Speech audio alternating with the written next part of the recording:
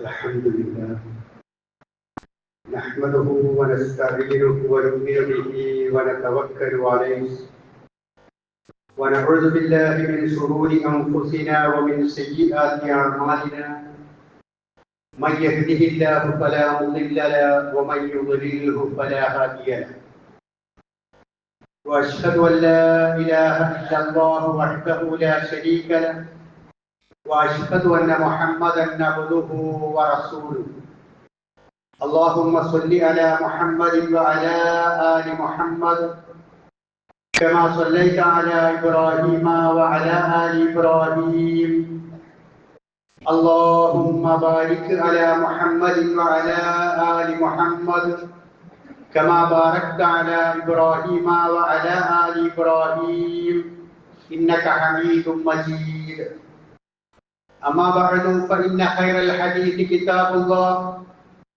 وخير الهدي هدي محمد صلى الله عليه وسلم وشر الأمور محدثاتها وكل محدثة بدعة وكل بدعة ضلالة وكل ضلالة في النار يا أيها الذين آمنوا اتقوا الله حق تقاته ولا تموتن إلا وأنتم مسلمون أيها الإخوان والأخوات أوصيكم عباد الله ونفسي أولا بتقوى الله أعوذ بالله من الشيطان الرجيم بسم الله الرحمن الرحيم ولكن الله حبب إليكم الإيمان وزينه في قلوبكم وكره إليكم الكفر والفسوق والعصيان أولئك هم الراشدون.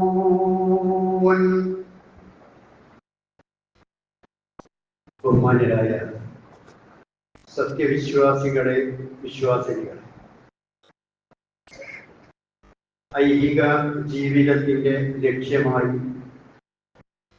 പരിശുദ്ധ ദീനുൽ ഇസ്ലാം നമുക്ക് പഠിപ്പിച്ചു തരുന്ന സ്വർഗം കരസ്ഥമാക്കുന്ന ആളുകളുടെ കൂട്ടത്തിൽ ഉൾപ്പെടാനുള്ള സൽപ്രവർത്തനങ്ങളിൽ മുഴുകി ജീവിതത്തെ മുന്നോട്ട് കൊണ്ടുപോകണമെന്ന് ആദ്യമായി എന്നോടും ശേഷം നിങ്ങളോടും ഉപദേശിക്കുകയാണ്, വസിയ്യത്ത് ചെയ്യുകയാണ്. അല്ലാഹു സുബ്ഹാനഹു വ തആല സൽപ്രവർത്തനങ്ങളിലൂടെ സ്വർഗം നേടുന്ന സജ്ജനങ്ങളിൽ നമ്മെ എല്ലാവരെയും ഉൾപ്പെടുത്തി അനുഗ്രഹിക്കുമാറാകട്ടെ. നമ്മളൊക്കെ മുസ്ലിം പേരുകളുള്ള വെറും ആൾക്കൂട്ടങ്ങളല്ല. അബ്ദുള്ള, അബ്ദുറഹ്മാൻ, ഫാത്തിമ, ഇതുപോലെ പുരുഷന്റെയോ സ്ത്രീകളുടെയോ പേരുകളുള്ള ആൾക്കൂട്ടങ്ങൾ മാത്രമല്ല, മറിച്ച് നമ്മെ ആളുകൾ വിലയിരുത്തുന്നത് ഒരു സമുദായത്തിന്റെ ഐഡന്റിറ്റിയായിട്ടാണ്, ഒരു സമുദായത്തിന്റെ അടയാളപ്പെടുത്തലുകളിലായിട്ടാണ്. സമൂഹത്തിലുള്ള മറ്റു ജനവിഭാഗങ്ങളിലും മതവിഭാഗങ്ങളുമെല്ലാം നമ്മെ വിലയിരുത്തുന്നത് എന്നത് നാം ശ്രദ്ധിക്കേണ്ടുന്ന കാര്യമാണ്. നമ്മളിൽ നിന്ന് ഏതൊരു പ്രവൃത്തി വന്നാലും, അത് വാക്കുകളാകട്ടെ പ്രവൃത്തികളാകട്ടെ മറ്റ് ഏത് രൂപത്തിലുള്ള കാര്യങ്ങളാകട്ടെ, അത് സമുദായത്തിന്റെ പേരിലാണ് പ്രസന്റ് ചെയ്യപ്പെടുന്നത്, അടയാളപ്പെടുത്തപ്പെടുന്നത്, മീഡിയകളിൽ വരുന്നത്, ആളുകൾ സംസാരിക്കുന്നത്, അതെല്ലാം തന്നെ ആ രൂപത്തിലാണ്. ഒരു മോഷണം, കവർച്ച, ബലാത്സംഗം, തീവ്രവാദ പ്രവർത്തനങ്ങൾ, അതുപോലെയുള്ള കാര്യങ്ങൾ ഏതു തന്നെയായിരുന്നാലും അവിടെയെല്ലാം മുസ്ലിം പേരുകളുള്ള ആളുകളാണോ എങ്കിൽ അത് ഹൈലൈറ്റ് ചെയ്യപ്പെടുകയാണ്. ആ പേരുകൾ ഉള്ള ആളുകൾ അവർ ഇത്തരക്കാർ തന്നെയാണ് എന്ന് മുദ്രയടിക്കപ്പെടുന്ന വിധത്തിലാണ് എല്ലാ മീഡിയകളും ചാനലുകളുമെല്ലാം പ്രവർത്തിച്ചു കൊണ്ടിരിക്കുന്നത് എന്ന യാഥാർത്ഥ്യം നമുക്കെല്ലാവർക്കും അറിയാവുന്നതാണ്. ലോകത്തുടനീളം ഇന്ന് ഒരു ഇസ്ലാമോഫോബിയ വളർന്നിരിക്കുന്നു. ലോകത്തിന്റെ എല്ലാ ഭാഗങ്ങളിലും കാണാവുന്ന ഒരു അവസ്ഥയാണ് ഇസ്ലാമിന്റെ ഭയം, ഇസ്ലാം ഭയം എന്ന് പറയുന്ന രൂപത്തിലുള്ള ഒരു ഇസ്ലാമോഫോബിയ വളർന്നിട്ടുള്ള ഒരു കാലഘട്ടത്തിലാണ് നാം ജീവിച്ചുകൊണ്ടിരിക്കുന്നത്. ജിഹാദി എന്നും ത്വാലിബാനി എന്നും അതുപോലെ പല വിധത്തിലുള്ള പേരുകളാലാണ് നമ്മെ ഓരോ വ്യക്തികളെയും ആളുകൾ വിലയിരുത്തിക്കൊണ്ടിരിക്കുന്നത്, കണ്ടുകൊണ്ടിരിക്കുന്നത്. നമ്മിൽ നിന്ന് വരുന്ന പ്രവർത്തനങ്ങളും കാര്യങ്ങളും ഒക്കെ മീഡിയകളിലൂടെ ലോകമറിയുന്നത് ഏതെങ്കിലും തരത്തിലുള്ള ജിഹാദിന്റെ പേരുകളിലൂടെയാണ്.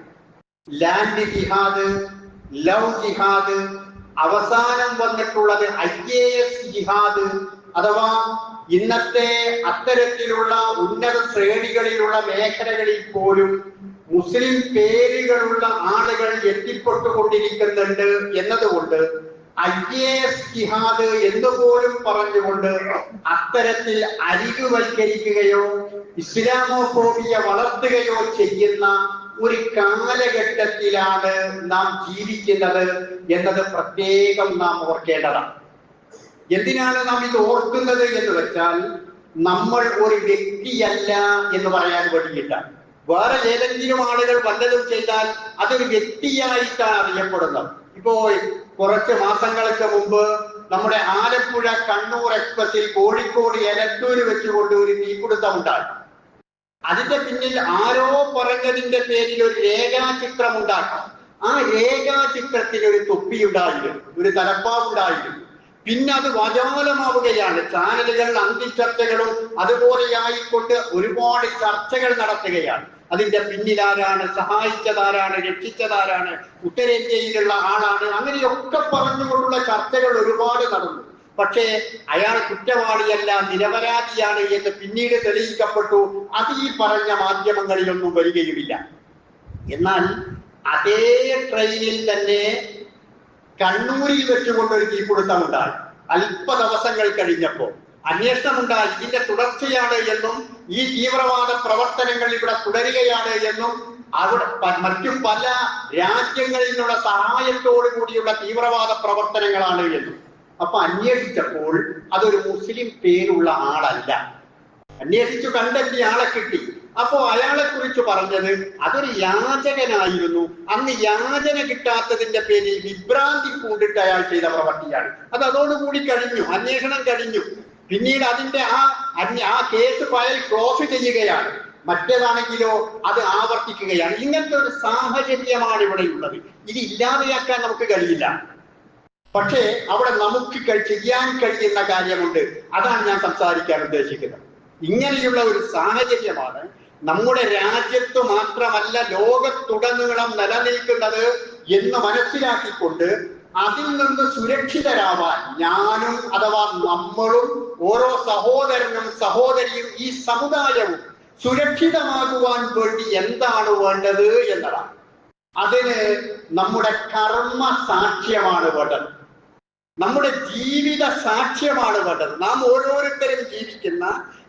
ഓരോരുത്തരും ലൗകിക ജീവിതത്തിൽ മുന്നേറിക്കൊണ്ടിരിക്കുന്ന ഓരോ മേഖലകളിലും ഞാനൊരു മുസ്ലിമാണ് എന്ന ഐഡന്റിറ്റിയോട് കൂടിയിട്ടുള്ള കർമ്മ സാക്ഷ്യമാണ് ഇതിനെ മറികടക്കാനുള്ള ഏക ആയുധം. എവിടെയായിരുന്നാലും ജീവിതത്തിന്റെ ഏത് മേഖലകളിലായിരുന്നാലും അവിടെയെല്ലാം തന്നെ നമുക്ക് ഈ ജീവിത സാക്ഷ്യം ആവശ്യമാണ്.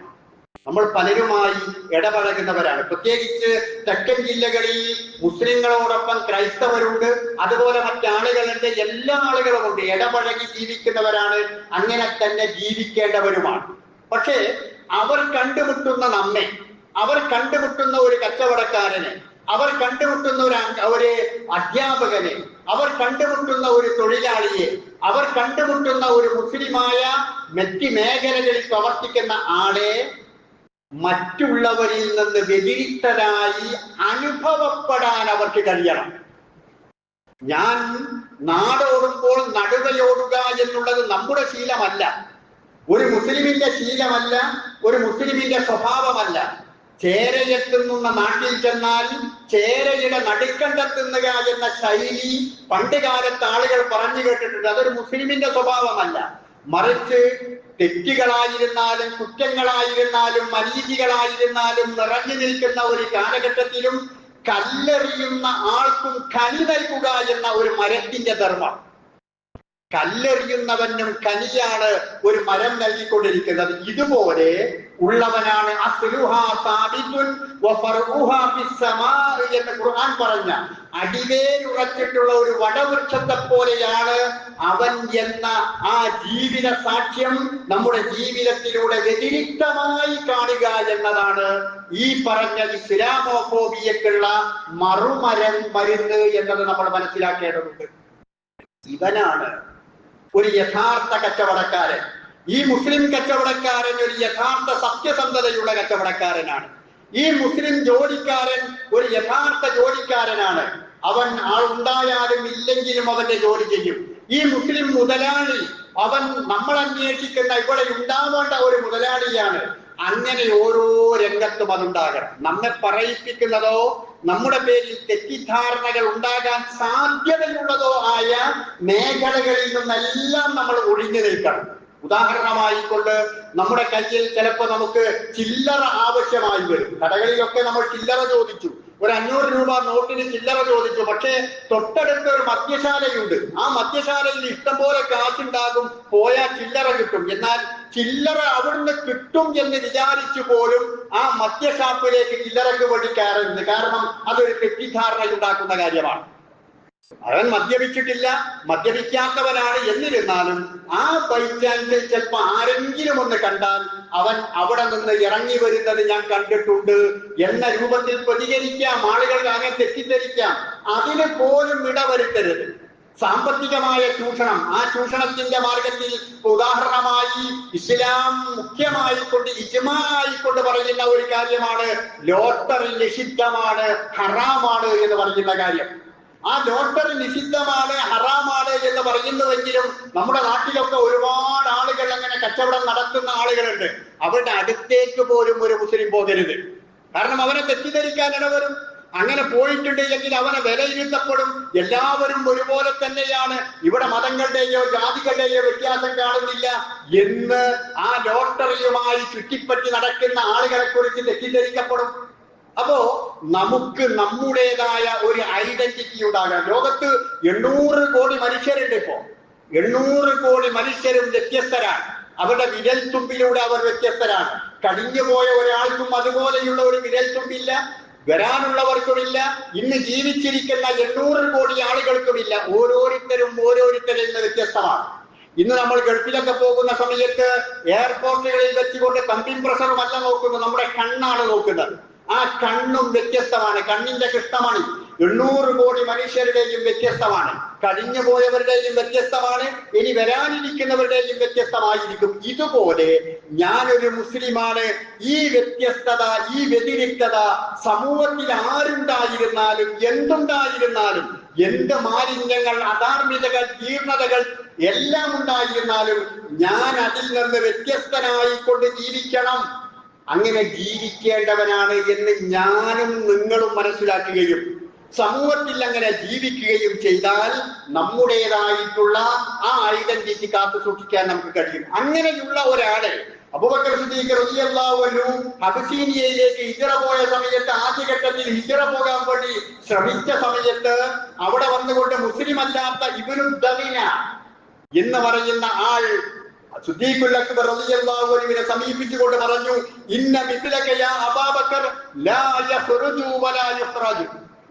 അബൂബക്കറെ, നിങ്ങൾ ഇവിടുന്ന് പോകാനും പാടില്ല, നിങ്ങളെ ആരും ഇവിടുന്ന് പറഞ്ഞയക്കാനും പാടില്ല, സ്വമേധയാ നിങ്ങൾ പോകാനും പാടില്ല, നിങ്ങളെ ആരും ഇവിടുന്ന് പുറത്താക്കാനും പാടില്ല. കാരണം ഇന്നക തക്സിബുൽ മഅദൂമ വതസിലുർ റഹ്മ എന്ന് പറഞ്ഞ് കുറെ കാരണങ്ങൾ അയാൾ പറയുന്നുണ്ട്. താങ്കൾ പാവപ്പെട്ടവരെ സഹായിക്കുന്നവനാണ്, കുടുംബബന്ധം ചേർക്കുന്നവനാണ്, അങ്ങനെ ഒരുപാട് കാര്യങ്ങൾ ചെയ്യുന്നവനാണ്.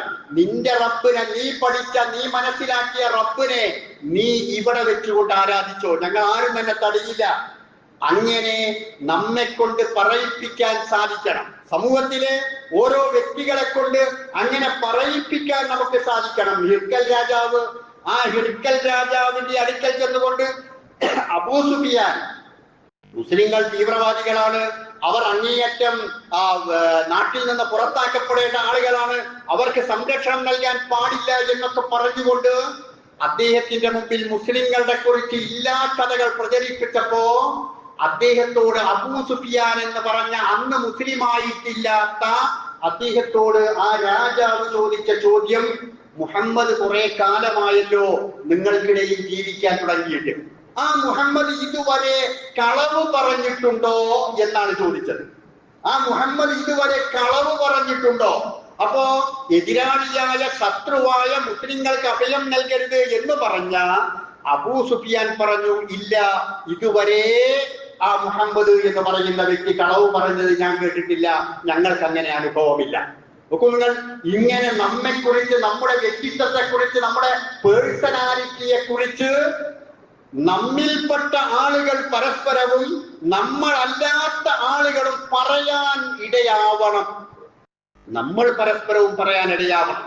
ഇത് വേറുള്ള സമുദായമോ ജാതിയോ കാണേണ്ട സൽസ്വഭാവം മാത്രമല്ല, എല്ലാവരും, നമ്മളും എല്ലാവരും പരസ്പരം അനുഭവിക്കേണ്ട, നമ്മളിൽ നിന്ന് അനുഭവിക്കേണ്ടുന്ന സൽസ്വഭാവമാണ്. അങ്ങനെയൊരു വ്യക്തിത്വം രൂപപ്പെടുത്താൻ, അടയാളപ്പെടുത്താൻ ജീവിത കാലഘട്ടത്തിൽ നമുക്ക് കഴിയണം. ഒരിക്കൽ ഉമർ റളിയല്ലാഹു അൻഹു, അദ്ദേഹം നമസ്കാരം കഴിഞ്ഞതിന് ശേഷം സാധാരണ ഒരു പരുഷ സ്വഭാവിയായി ഭരണമേറ്റെടുത്തതിന് ശേഷം വല്ലാതെ തമാശകളൊന്നും പറയാത്ത ആളാണ് ഉമർ റളിയല്ലാഹു അൻഹു. ഒരിക്കൽ അദ്ദേഹം നമസ്കാരം കഴിഞ്ഞതിന് ശേഷം തന്റെ മഅ്മൂമുകളായി നമസ്കരിച്ച ആളുകളോട് പറഞ്ഞു, ഇഹ്തഫു ഹൗലി നൽഅബു ലഅബതൻ, നിങ്ങൾ നമുക്കൊന്ന് ചുറ്റും കൂടിയിരിക്കാം, ഒന്ന് വട്ടമായിട്ടിരിക്കാം, എന്നിട്ട് നൽഅബു ലഅബതൻ, നമുക്കൊരു കളി കളിക്കാം, നമുക്കൊരു കളി കളിക്കാം. ഉമർ റളിയല്ലാഹു അൻഹു കളിക്കേ എന്നിവർ അത്ഭുതപ്പെട്ടു. ഉമർ റളിയല്ലാഹു അൻഹു അവരോട് പറഞ്ഞു, നിങ്ങൾ നിങ്ങൾ ആഗ്രഹിക്കുക, നിങ്ങളുടെ പ്രതീക്ഷകൾ, നിങ്ങളുടെ ആഗ്രഹങ്ങൾ നിങ്ങൾ പരസ്പരം പങ്കുവെക്കുക. അപ്പൊ ആ കൂട്ടത്തിൽ ഒരാൾ പങ്കുവെച്ചു,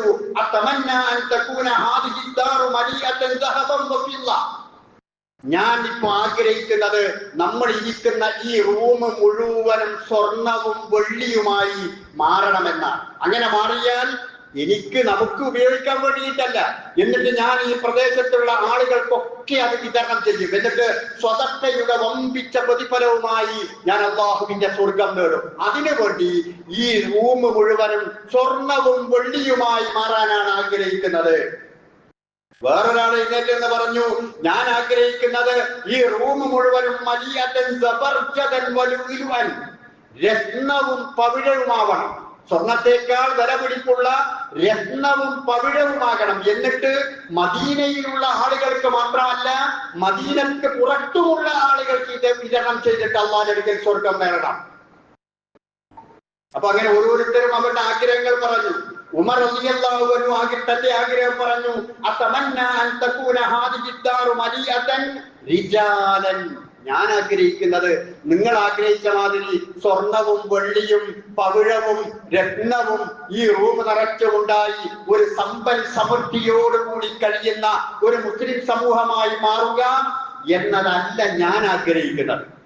ഉമർ റളിയല്ലാഹു അൻഹു പറയുന്നത്, ഞാൻ ഈ റൂമിൽ നമ്മൾ ഈ കൂടിയതുപോലെ കുറച്ചാളുകൾ ഉണ്ടാകണം എന്നാണ് ഞാൻ ആഗ്രഹിക്കുന്നത്.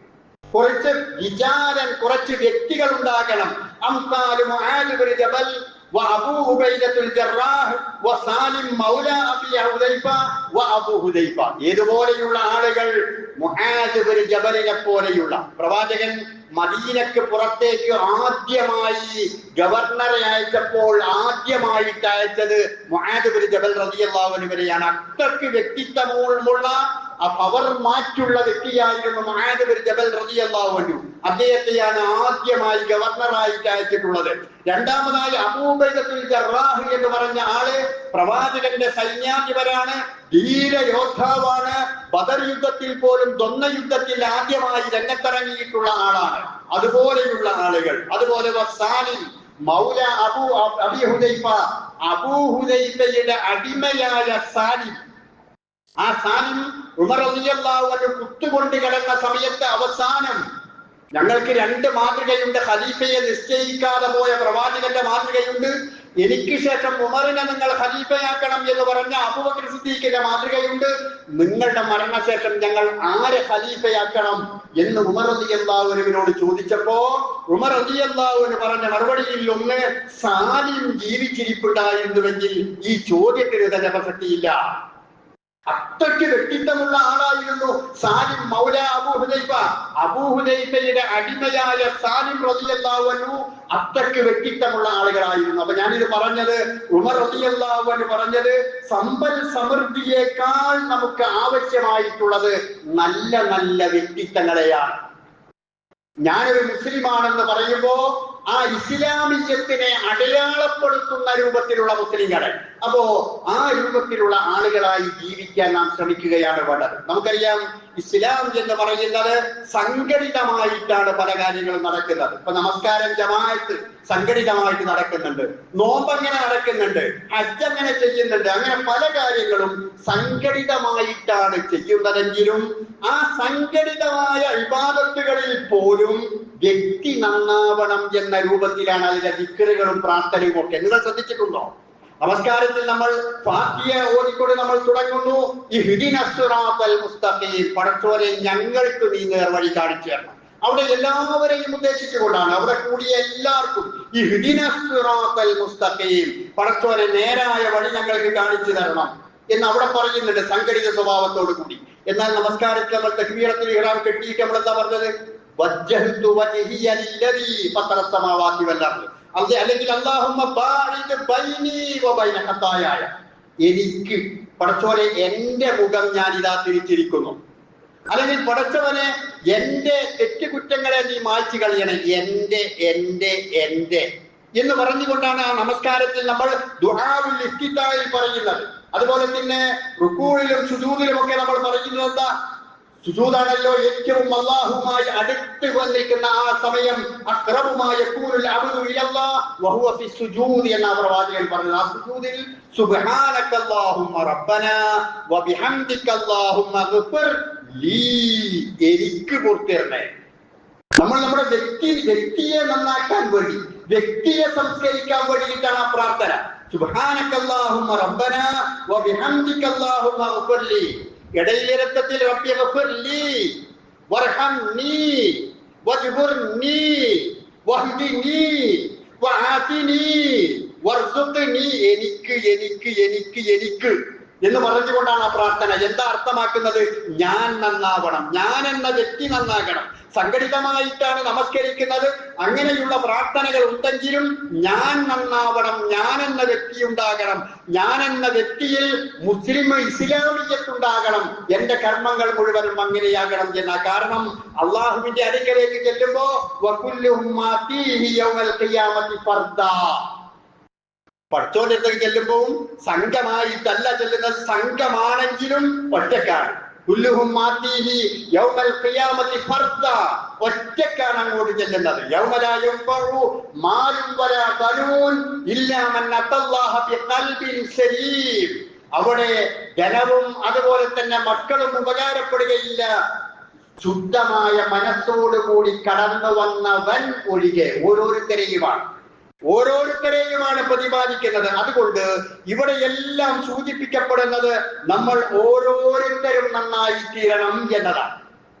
വ്യക്തിപരമായി ഓരോരുത്തരും ആ ഇസ്ലാമിക വ്യക്തിത്വം കാത്തു സൂക്ഷിക്കുന്നവരാകണം എന്ന്. അങ്ങനെ വരുന്ന സമയത്ത് നമ്മൾ നോക്കേണ്ടുന്ന പ്രധാനപ്പെട്ട കാര്യം, ഒരു മനുഷ്യൻ നന്നാവുക എന്ന് പറഞ്ഞാൽ നമുക്കറിയാം, ശാരീരികമായി നന്നാവനല്ല, സാമ്പത്തികമായി നന്നാകലല്ല, അതെല്ലാം അതിൽ ഉൾപ്പെടുന്നവയാണ് എങ്കിലും പ്രവാചകൻ പഠിപ്പിച്ച ലാ യൻദുറുല്ലാഹു ഇലാ അജ്സാമിക്കും വലാ ഇലാ സുവരിക്കും, നിങ്ങളുടെ രൂപത്തിലേക്കല്ല, നിങ്ങളുടെ ആകാരത്തിലേക്കല്ല, വലാകിൻ യൻദുറുല്ലാഹു ഇലാ ഖുലൂബിക്കും, അല്ലാഹു ഹൃദയത്തിലേക്കാണ് നോക്കുന്നത്. ആ ഹൃദയം നന്നാക്കിയെടുക്കാൻ നമുക്ക് കഴിയണം. ശുദ്ധ മനസ്സോടുകൂടി ജീവിക്കുവാൻ നമുക്ക് കഴിയണം.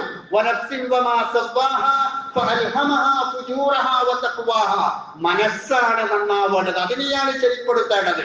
എല്ലാ നല്ല കാര്യങ്ങളും ചീത്ത കാര്യങ്ങളും ആ മനസ്സിൽ നിന്നാണ് ഉത്ഭവിക്കുന്നത്. അതുകൊണ്ട് സംസ്കരണ ചിത്തരായി ജീവിക്കാൻ ഞാൻ എന്ന നമ്മളെന്ന ഓരോ വ്യക്തികൾക്കും കഴിയേണ്ടതുണ്ട്. അതുകൊണ്ടാണ് അറബിയിൽ ഒരു ആപ്തവാക്യം പറയുന്നത്, അന്ത നസീജു വഹ്ദക, നിന്നെ നീ തന്നെ ഡിസൈൻ ചെയ്യണം, നിന്നെ നീ തന്നെ ഡിസൈൻ ചെയ്യണം.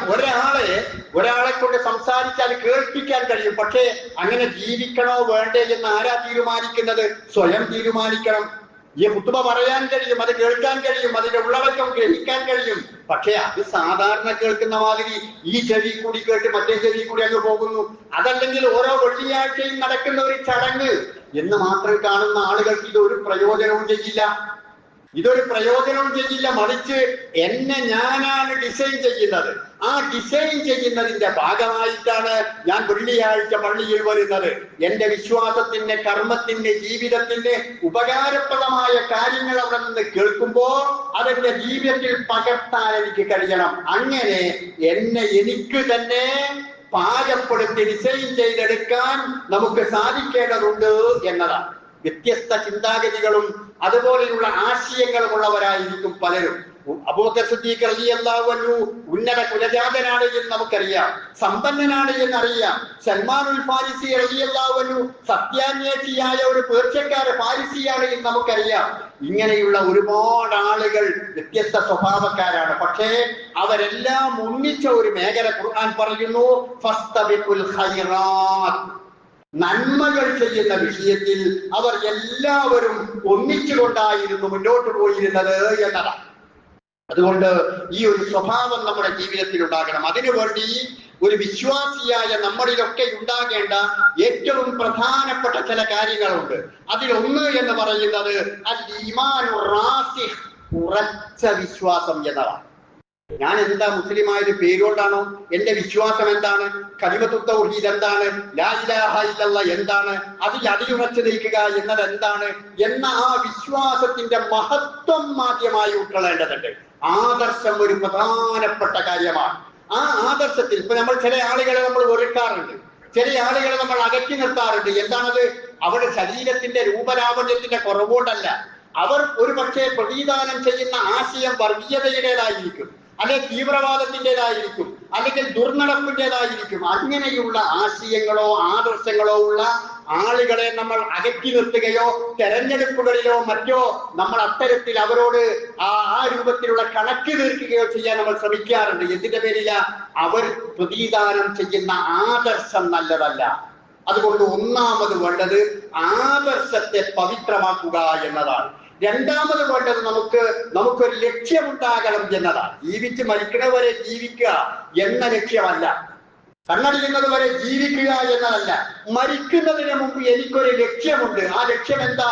സ്വർഗം നേടുക എന്നതാണ് ആ ലക്ഷ്യം. സ്വർഗം നേടുക എന്നതാണ് ആ ലക്ഷ്യം. ആ ലക്ഷ്യം നേടാനുള്ള പ്രവർത്തനമേ ഞാൻ ഇവിടെ ചെയ്യാൻ പാടുള്ളൂ. അതിന്റെ വിഘാതമാകുന്ന ഒന്നും അത് ജീവിത വ്യവഹാരങ്ങൾ എവിടെയും എന്നിൽ നിന്നുണ്ടാകാൻ പാടില്ല. എന്റെ വ്യക്തിപരമായ ജീവിതത്തിൽ ഉണ്ടാകാൻ പാടില്ല, എന്റെ ദാമ്പത്യ ജീവിതത്തിൽ ഉണ്ടാകാൻ പാടില്ല, എന്റെ കുടുംബ ജീവിതത്തിൽ ഉണ്ടാകാൻ പാടില്ല, എന്റെ അയൽപ്പക്ക ജീവിതത്തിൽ ഉണ്ടാകാൻ പാടില്ല, എന്റെ രക്തബന്ധത്തിൽ ഉണ്ടാകുവാൻ പാടില്ല, എന്റെ മുസ്ലിം സാഹോദര്യത്തിൽ ഉണ്ടാകാൻ പാടില്ല, എന്റെ മത സാഹോദര്യത്തിൽ ഉണ്ടാകാൻ പാടില്ല. അങ്ങനെ ഒരു മേഖലകളിലും ഈ സ്വർഗത്തിൽ പ്രവേശിക്കുന്നതിന്റെ വിരുദ്ധമായ ഒരു കാര്യം എന്നിൽ നിന്നും ഉണ്ടാവാൻ പാടില്ല എന്നത് നമ്മൾ ഓരോരുത്തരും തീർച്ചപ്പെടുത്തേണ്ടുന്ന കാര്യമാണ്. മൂന്നാമത്തത് അൽ അജ്മുൽ ഉമൂർ, നമുക്കൊരു നിലപാടുണ്ടാകണം എന്നതാണ്. ഒരു സ്റ്റാൻഡ് ഉണ്ടാകണം. അങ്ങോട്ടും ഇങ്ങോട്ടും മാടിക്കളിക്കുക എന്നതല്ല. കുറെ ഒരാൾക്കൂട്ടങ്ങളെ കാണുമ്പോ ആ ആൾക്കൂട്ടങ്ങളുടെ കൂടെ കൂടുന്നു, ഇപ്പുറത്ത് വേറൊരാൾക്കൂട്ടം കാണുമ്പോ നിങ്ങൾ ആ ആൾക്കൂട്ടത്തിന്റെ കൂടെ കൂടുന്നു. പ്രവാചകൻ പറഞ്ഞതുപോലെ നിങ്ങൾ ഇമ്മാഅത്തുകളാകരുത്. ഇമ്മായത്തുകളാകരുത്. ആ ഭാഗത്ത് ചെന്നാൽ നിങ്ങൾ അവിടെ കൂടും, ഈ ഭാഗത്ത് ചെന്നാൽ ഇവിടെ കൂടും എന്നതല്ല. ശരിക്ക് ഓരോ കാര്യങ്ങളിലും ഒരു നിലപാട്, ഒരു സ്റ്റാൻഡ് ഉണ്ടാകണം. നമുക്കറിയാം, ഒരു ഫുട്ബോൾ കളിക്കാരനായ ഇന്റർനാഷണൽ അറിയപ്പെടുന്ന ഒരു ഫുട്ബോൾ കളിക്കാരൻ, ആ ഫുട്ബോൾ ടീമിന്റെ ജേഴ്സി അത് ഒരു മദ്യ കമ്പനി സ്പോൺസർ ചെയ്തിട്ടുള്ളതാണ്. ആ മദ്യ കമ്പനി സ്പോൺസർ ചെയ്തിട്ടുള്ള ആ ജേഴ്സി അയാൾ അണിഞ്ഞെങ്കിലും അതിന്റെ പരസ്യത്തിന് വേണ്ടിയിട്ട് ആ ടീം അംഗങ്ങൾ ഒന്നിച്ചു നിൽക്കണം, പരസ്യം ചെയ്യണം എന്ന് പറഞ്ഞപ്പോ അയാൾ പറഞ്ഞു, ഞാൻ അതിന് നിൽക്കില്ല. അതാ ഫുട്ബോൾ കളിക്കാരന്റെ സ്റ്റാൻഡാണ്, എനിക്കത് യോജിച്ചതല്ല, ഞാൻ അതിന് നിൽക്കില്ല. അതിനുവേണ്ടി ഓരോ കളിയിലും $500 അയാൾക്ക് നഷ്ടമാണ്. ഓരോ കളിയിലും $500 അയാൾ തിരിച്ചു നൽകണം ഈ പരസ്യ കമ്പനിയുടെ പരസ്യത്തിൽ നിൽക്കാത്തതിന്റെ പേരിൽ. അത് അയാളുടെ സ്റ്റാൻഡാണ്. ഇതുപോലെ ഒരു സ്റ്റാൻഡ് എനിക്കെവിടെ പോകാം, എവിടെ പോയിക്കൂടാ, എവിടെയെല്ലാം പങ്കാളിയാകാം, ഏത് രൂപത്തിൽ സഹകരിക്കാം എന്ന ഒരു സ്റ്റാൻഡ് നമുക്ക് ജീവിതത്തിൽ ഉടനീളം വേണം. ഒരു നിലപാടുണ്ടാകണം. നിലപാടില്ലാതെ നമ്മൾ സാധാരണ പറയാറുണ്ടല്ലോ, അന്തന്റെ വടി പോലെ എന്ന്. ആ അന്തന്റെ വടി പോലെ എവിടെയും കുത്താൻ പറ്റുന്ന ആളുകളായി മാറാൻ പാടില്ല. നമുക്ക് എല്ലാ വിഷയങ്ങളിലും നമ്മുടേതായ ഒരു സ്റ്റാൻഡ് ഉണ്ടാവേണ്ടതുണ്ട്. അതുപോലെ മറ്റൊന്ന് കാര്യങ്ങളിലുള്ള ഒരു മുത്തവസ്സിത്തായ ഒരു മധ്യമ നിലപാട്. കാർക്കശ്യത്തിൻ്റെതല്ല, വളരെ ലാളിത്യത്തിൻ്റെതുമല്ല, അതിനിടയിലുള്ള ഒരു മധ്യമ നിലപാട്. ഇസ്ലാം മുസ്ലിങ്ങളെ കുറിച്ച് പറയുന്നത് ഉമ്മത്തൻ വസത്തൻ എന്നാണ്. ഒരു മധ്യമ സമൂഹമാണ് നിങ്ങൾ. ആളുകളെ അകറ്റുന്നവരല്ല, ആളുകളെ അകറ്റിക്കൊണ്ടു പോകുന്നവരല്ല, ഒരുമിച്ച് കൂട്ടുന്നവൻ. പ്രവാചകൻ പറഞ്ഞല്ലോ, അൽ മുഅ്മിനു യഗ്ലബു വലാ യുഗ്ലബു. മുസ്ലിം എന്ന് പറയുന്നത്, മുഅ്മിൻ എന്ന് പറയുന്നത് ഇണങ്ങുന്നവനും ഇണക്കുന്നവനുമാണ്. ഇണങ്ങുന്നവനും ഇണക്കുന്നവരുമാണ്. പരസ്പരം കണ്ടുമുട്ടുമ്പോ ഷെയ്ക്കാറ്റ് നൽകാൻ കഴിയുമെങ്കിൽ ഷെയ്ക്കാറ്റ് നൽകുന്നവരാണ്. സലാം എന്തായാലും പറയുന്നവനാണ്, പുഞ്ചിരിക്കുന്നവനാണ്. പരസ്പരം കണ്ടുമുട്ടുമ്പോ മുഖം തിരിച്ചു കളയുന്നവനല്ല, അഹങ്കാരത്തോടു കൂടി നിൽക്കുന്നവനല്ല, ഇങ്ങോട്ട് പറയട്ടെ എന്ന് കാത്തു നിൽക്കുന്നവനല്ല. മറിച്ച് അവൻ എല്ലാവരെയും ഇണങ്ങാൻ അങ്ങോട്ട് ഇണങ്ങുന്നവനാണ്. എല്ലാവരോടും ഇണങ്ങും. ആ രൂപത്തിൽ ഇണക്ക സ്വഭാവമുള്ളവനാണെന്നു. അതിന്റെ നേരെ വിപരീതം ലാ ഖൈറ ലിമൻ ലാ യഅലഫു വലാ യുലഫു. ഇണങ്ങാത്തവനും ഇണക്കാത്തവനും അവരുടെ ജീവിത രീതി കൊണ്ട് ഒരു ഗുണവും ലഭിക്കാൻ പോകുന്നില്ല. അപ്പൊ പരസ്പരം ആളുകളുമായി മിങ്കിൾ ചെയ്തുകൊണ്ട്, അവരുമായി സഹകരിച്ചുകൊണ്ട്, സംസാരിച്ചുകൊണ്ട്, ചിരിച്ചുകൊണ്ട്, അവരുമായി ഇടപഴകിക്കൊണ്ട് അങ്ങനെ ജീവിക്കുന്ന ഒരു അവസ്ഥയുണ്ടാകണം. ഏറെ പ്രാധാന്യത്തോടു കൂടി ഓർക്കേണ്ട മറ്റൊരു കാര്യം അൽ ഖുലുഖുൽ ഹസൻ, സൽസ്വഭാവം ഉണ്ടാകണം എന്നാണ്. അവനുമായി അടുക്കാം, അവനുമായി സംസാരിക്കാം എന്ന ആ സൽസ്വഭാവം, ഈ പറഞ്ഞ ഓരോ ഗുണങ്ങളും ഓരോ ഹുതുബകളിൽ വിശദീകരിക്കാൻ മാത്രം വിശാലമായിട്ടുള്ള കാര്യങ്ങളാണ്. സൽസ്വഭാവം, നമ്മെ ആളുകൾ വിലയിരുത്തപ്പെടുന്നത് നമ്മുടെ സ്വഭാവത്തിലൂടെയാണ്. അവർക്ക് നമ്മിൽ നിന്ന് ലഭിക്കുന്ന സ്വഭാവമാണ് നാം എന്ന് പറയുന്ന വ്യക്തി. ആണാവട്ടെ പെണ്ണാകട്ടെ, അത് നമ്മളിൽ നിന്ന് അവർക്ക് ലഭിക്കുന്നത് നമ്മുടെ സ്വഭാവമാണ്. അത് വാക്കാണ്, പ്രവൃത്തിയാണ്, സംസാരമാണ്, സമീപനമാണ്, രീതികളാണ്. ഇതാണ് മറ്റുള്ളവർ നമ്മിൽ നിന്ന് അനുഭവിക്കുന്നത്. ഈ അനുഭവിക്കുന്ന ആ കാര്യം അവർക്ക് സൽസ്വഭാവമായിട്ട് അവർക്ക് അനുഭവപ്പെടുന്ന ഒരു അവസ്ഥയുണ്ടാകണം. പ്രിയപ്പെട്ടവരെ, വളരെ വിശാലമായി പറയേണ്ട ഒരുപാട് പോയിന്റുകൾ മാത്രമാണ്. ഒരു വ്യക്തിത്വം എന്ന നിലയ്ക്ക് നമ്മൾ ജീവിച്ചിരിക്കുമ്പോ ഈ പറഞ്ഞ കാര്യങ്ങളൊക്കെ ഓർക്കുകയും അടയാളപ്പെടുത്തുകയും ചെയ്താൽ ഒരു മുസ്ലിം വ്യക്തിത്വം ജീവിച്ചുകൊണ്ട് അടയാളപ്പെടുത്തി ഈ ലോകത്ത് നിന്ന് വിട പറയുന്നവരായി ജീവിക്കാൻ നമുക്ക് കഴിയും. അല്ലാഹു സുബ്ഹാനഹു വ തആല ഇങ്ങനെ നല്ല രൂപത്തിൽ ആലോചിക്കുകയും ജീവിതത്തെ ഞാനൊരു മുസ്ലിമായി കൊണ്ട് മാത്രമേ, ആ വ്യക്തിത്വം പൂർണ്ണമായും പാലിച്ചുകൊണ്ട് മാത്രമേ, അങ്ങനെ ഒരു പേഴ്സണാലിറ്റി നിലനിർത്തിക്കൊണ്ട് മാത്രമേ ഞാൻ ജീവിക്കുകയുള്ളൂ എന്ന ഒരു പ്രതിജ്ഞ നാം എടുക്കുക. അല്ലാഹു സുബ്ഹാനഹു വ തആല നമുക്കതിന് തൗഫീഖ് നൽകുമാറാവട്ടെ.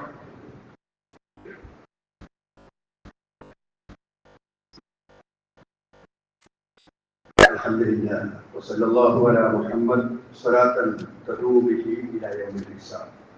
സഹോദരന്മാരെ, സഹോദരികളെ, നമ്മൾ വിശദീകരിച്ചതുപോലെയുള്ള ഒരു മുസ്ലിമായി ജീവിക്കുവാൻ നമ്മൾ ഓരോരുത്തരും ശ്രമിക്കുക. അതാണ് ഞാൻ ഒരിക്കൽ ആയത്തിൽ അല്ലാഹു പറഞ്ഞിരുന്നത്, വലാകിൻ അല്ലാഹ ഹബ്ബബ ഇലൈക്കുൽ ഈമാൻ. ഈ വിശ്വാസികളായ ആളുകൾക്ക് അവിടെ ഈമാനോട് ഭയങ്കര ഇഷ്ടമാണ്. പടച്ചോനെ ഈ ഭാഗ്യം നൽകിയല്ലോ എന്ന അതിനെ അലങ്കാരമായി അവർക്ക് തോന്നുകയും ചെയ്യും. എല്ലാ സത്യനിഷേധങ്ങളോടും ദുർനടപ്പുകളോടും അള്ളാഹുവിനെ ധിക്കരിക്കുന്നവരോടും അത് അവർക്ക് വെറുപ്പാണ്. അങ്ങനെയുള്ള ആളുകളാണ് സന്മാർഗികൾ എന്ന് ഖുർആൻ പറഞ്ഞു. ആ രൂപത്തിൽ സന്മാർഗികളാകാൻ നമ്മൾ ശ്രമിക്കുക. അള്ളാഹു നമുക്കതിന് തൗഫീഖ് നൽകുമാറാകട്ടെ. നമ്മുടെ ഒരു ഹൈന്ദവ സുഹൃത്തിന്റെ മകൻ മസ്തിഷ്ക ജ്വരം ബാധിച്ച് ലിസി ഹോസ്പിറ്റലിൽ ചികിത്സയിലാണ്. നമ്മൾ പ്രാർത്ഥിക്കാൻ വേണ്ടി ആവശ്യപ്പെട്ടിട്ടുണ്ട്. അള്ളാഹു സുബ്ഹാനഹു വ തആല ആ സഹോദരന്റെ മകന് ഇപ്പോഴുള്ള ആ രോഗാവസ്ഥയിൽ നിന്ന് മോചനം നൽകി അനുഗ്രഹിക്കുമാറാകട്ടെ. പൂർണ്ണമായ ആരോഗ്യത്തിലേക്ക് തിരിച്ചു വരുവാനുള്ള ഭാഗ്യം പടച്ചവൻ അവന് നൽകുമാറാകട്ടെ. അള്ളാഹു ഞങ്ങൾ ചെയ്തു പോയ തെറ്റുകുറ്റങ്ങൾ ഞങ്ങൾക്കെല്ലാം നീ പുറത്ത് മാപ്പാക്കി തരേണമേ റബ്ബേ. ഞങ്ങളുടെ ബന്ധുക്കളും കൂട്ടുകാരും ഭാര്യാഭർത്താക്കന്മാരുമായി ഈ പള്ളിയുടെ ചുറ്റളവുകളിൽ അന്ത്യവിശ്രമം കൊള്ളുന്ന ആളുകൾ അവർക്കും നീ പുറത്ത് മാപ്പാക്കി കൊടുക്കണമേ റബ്ബേ. അവരുടെ ഖബറുകളെ നീ വിശാലമാക്കി കൊടുക്കണമേ തമ്പുരാനെ. അള്ളാഹുവേ, ഞങ്ങളുടെ പ്രയാസങ്ങളും ബുദ്ധിമുട്ടുകളും കഷ്ടപ്പാടുകളും എല്ലാം നീ ഞങ്ങൾക്ക് ദൂരീകരിച്ചു തരണമേ തമ്പുരാനെ. ഈമാനോടുകൂടി ജീവിച്ച് അങ്ങനെ തന്നെ മരണപ്പെട്ടു പോകുവാനുള്ള ഭാഗ്യം ഞങ്ങൾക്ക് എല്ലാവർക്കും നീ നൽകണമേ റഹ്മാനെ. اللهم اغفر للمؤمنين والمؤمنات المسلمين والمسلمات الأحياء منهم والأموات إنك مجيب الدعوات يا قاضي الحاجات. ربنا آتنا في الدنيا حسنة وفي الآخرة حسنة وقنا عذاب النار.